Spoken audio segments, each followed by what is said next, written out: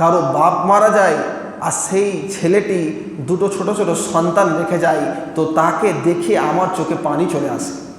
কোনো গ্রামে যে ফুটফুটে দুটো বাচ্চা রেখে চলে গেল, এখন তাকে কে দেখবে, তার জন্য আমার কিন্তু চোখে পানি চলে আসে।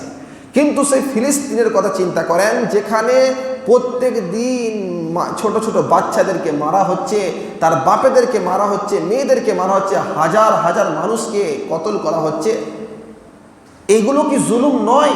এগুলো কি অত্যাচার নয়? যদি আমি বলি যে এর কোনো শাস্তি হবে না, আমি তো শাস্তি দিতে পারছি না, কোনো দুনিয়ার মানুষরা আওয়াজ তুলছে না, কিন্তু একজন আল্লাহ বলে তো আছে যে এই পৃথিবীকে সৃষ্টি করেছে, এই মানুষগুলোকে সৃষ্টি করেছে, সে ফিলিস্তিন সৃষ্টি করেছে, সে ইন্ডিয়া সৃষ্টি করেছে, সে ভারত সৃষ্টি করেছে। যেখানেই অত্যাচার হোক না কেন, যার ওপরই জুলুম করা হোক না কেন, যাকেই মারা হোক না কেন, তিনি তো ছাড়বেন না। তার জন্য তো বিচার হওয়া দরকার কি দরকার নাই?